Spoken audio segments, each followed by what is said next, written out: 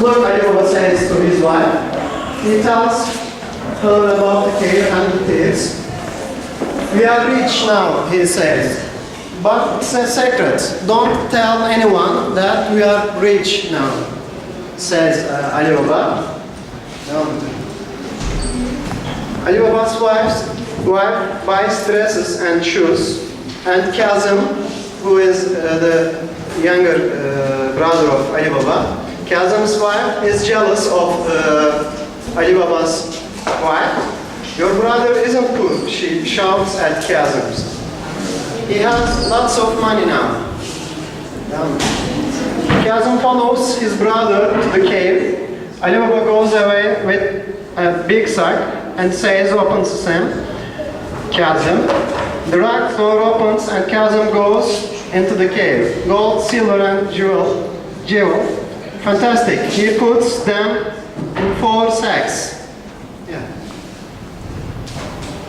Open floor, open book, open cat. Says, but the rack door doesn't open. Oh no, he cries. I can't remember the secret word. Open window, and he tries a lot, but the rack door doesn't open. The thieves arrive at the cave and ask him, "Who are you?" shouts the captain. He says, "I'm Ali Baba's brother. He wants your treasure, not me," he says. The thieves are very angry and they kill poor Kazım. "We must kill Kazım's brother," say the captain. That evening they go to the Ali Baba's house. In the garden there are some big empty oil vases, as you see. "We can hide in the vases," says the captain. Morgana, who is the slave, beautiful slave of Ali Baba's, "It's dark," she says. "There is no oil in the lamp." Morgana goes to the garden and sees the thieves in the vases. The beautiful slave pours oil in a big saucepan. She puts it on the fire. When it's boiling hot, she pours it in the vases. "Ah, shout the thieves and run away." Thank you, says Ali Baba and frees Morgana. "You are not a slave now. You can go away or stay here," says Ali Baba. Morgana stays and marries with Ali Baba's son. Yeah, this is, that's all.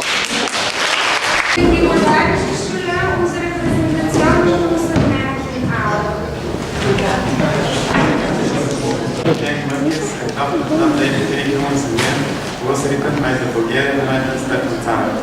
The whole Turkey is inspiring away now. But the 3 heroes who have to save the tribe remind the heroes of the Bulgarian faith. Idleness, laziness, and the lack of goals change people into monkeys. To begin people again, they have to find a new meaning in life. That is the weapon of beauty. But the most important thing is to stop their aimless existence and follow their dreams. Each day of their dreams suggests the idea that only those who follow their dreams become dreams. Once upon a time there was a school class, and their fourth teacher. The guys were very noisy and their teacher was constantly telling them that they were jumping just like monkeys. Whenever someone didn't do his lessons or didn't do his homework, the teacher was warning him that his brain would get smaller and it would turn into a monkey swan. Once she decided to read a fairy tale, it was about people who didn't work or didn't have goals in their lives. That's why, in the end, they turned into monkeys. All the children liked the fairy tale, so they decided to act like a play. First, everyone read the script. Next, they choose a role for each other. They all had to study their words very well.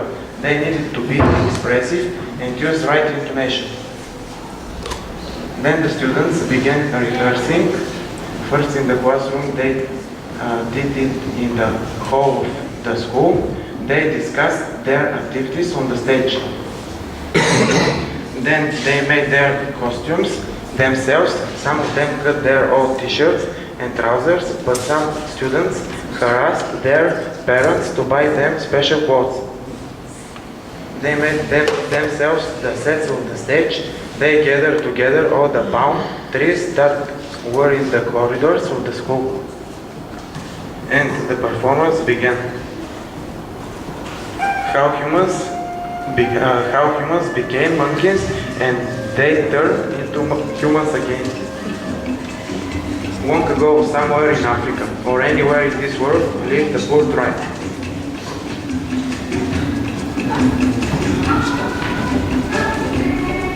The humans starved but did nothing to improve their lives. They just watched the sky and waited for miracles.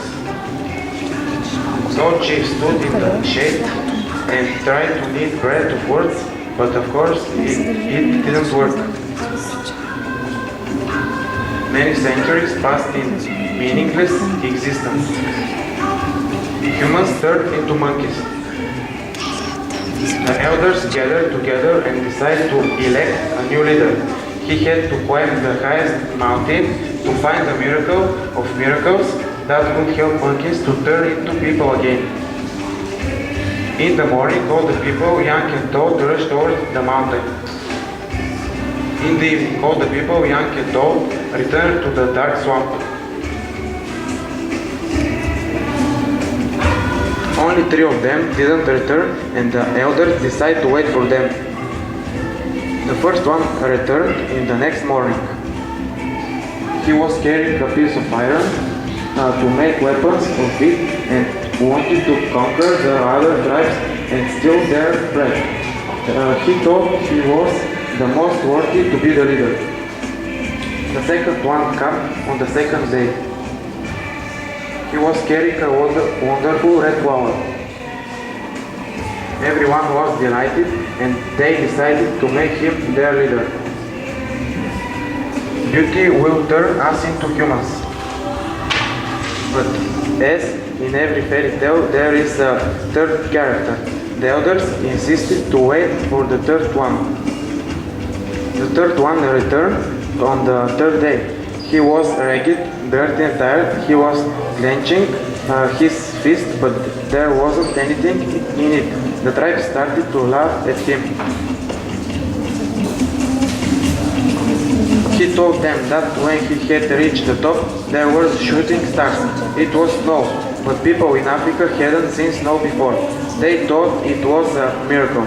He had filled his hands with this miracle, but it melted. He couldn't bring them a miracle, but he could take them to it.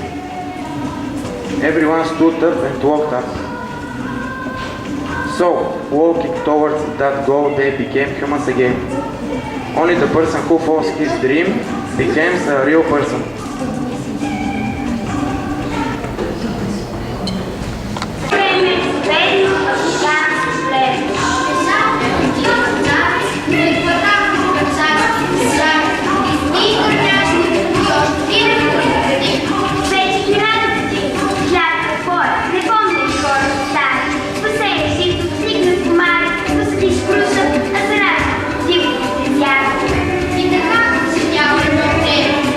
Yeah.